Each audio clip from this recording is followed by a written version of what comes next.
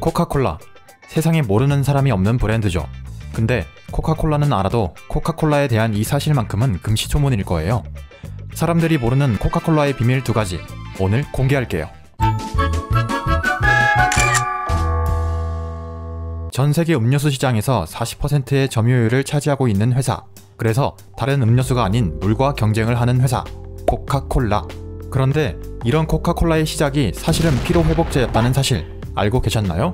그 탄생도 기업가가 아닌 약사로부터 시작되었다는 것도요. 시간은 1886년 남북전쟁으로 거슬러 올라갑니다.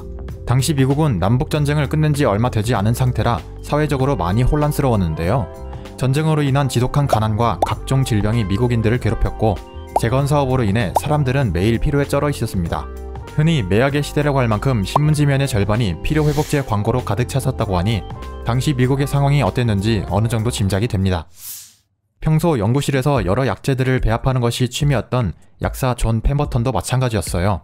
남아메리카의 원주민들이 민간요법으로 사용하는 코카나무 잎에 주목한 그는 이 코카나무 잎과 와인을 섞어 제품을 만듭니다. 네? 아, 코카나무 잎이요? 맞아요. 지금은 코카인으로 불리는 그 마약. 당시에는 코카나무 잎이 합법적인 피로회복 약품이었거든요. 존 펜버턴은 이 약품에 알코올을 섞어 약을 만들었고 나중에는 알코올 대신 탄산수를 넣어 새 제품을 출시합니다. 이것이 바로 코카콜라의 시작이죠. 그 이름도 코카나무 때문에 생긴 겁니다. 지금으로 치면 술이 들어간 바카스와 같은 꼴.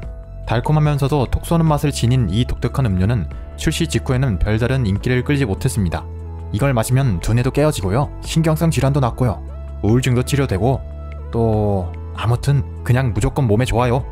홍보도 멋들어지게 했지만 판매량은 나아지지 않았죠.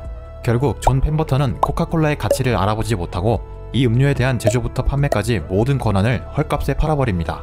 그리고 실질적인 코카콜라의 초대 CEO라고 불리는 약제사 에이서 캔들러에게 이 권한이 넘어가면서 코카콜라 컴퍼니는 전혀 다른 운명을 맞게 됩니다. 사업에 소질이 있었던 에이서 캔들러가 탁월한 영업 능력을 통해 판매량을 대폭 높인 거죠. 물론 단순히 영업을 잘한다고 해서 세계적인 기업으로 거듭날 수는 없었을 겁니다. 여기서 두 번째 비밀 나갑니다. 코카콜라는 음료 회사이긴 하지만 사실 이들의 주요 전략은 음료 개발이 아닌 M&A, 즉 인수합병입니다. M&A 하면 사실 부정적인 시선들이 많잖아요. 하지만 코카콜라의 인수합병은 윈윈 구조를 형성한 좋은 사례 중 하나입니다.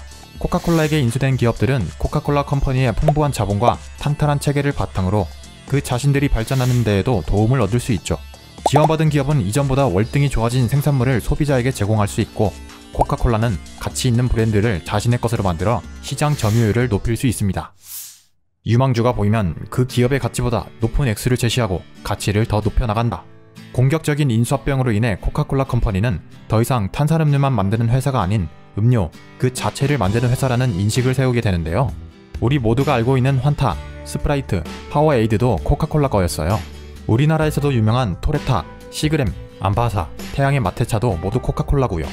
스타벅스 다음으로 유럽에서 가장 큰 커피 프랜차이즈도 인수했고 멕시코, 브라질, 아르헨티나의 주스 브랜드도 몽땅 인수합니다. 이렇게 몸집을 키워온 덕분에 코카콜라는 2019년 한 해에만 전세계 200여 개국에서 무려 1000개 이상의 신제품을 출시했습니다.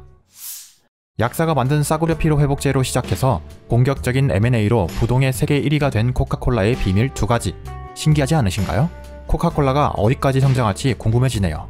오늘 전해드린 지식이 유용하셨다면 구독, 좋아요, 알림 설정 부탁드립니다. 저는 다음에 또 재미있는 지식들을 갖고 다시 찾아오겠습니다. 그럼 다음에 또 보엉!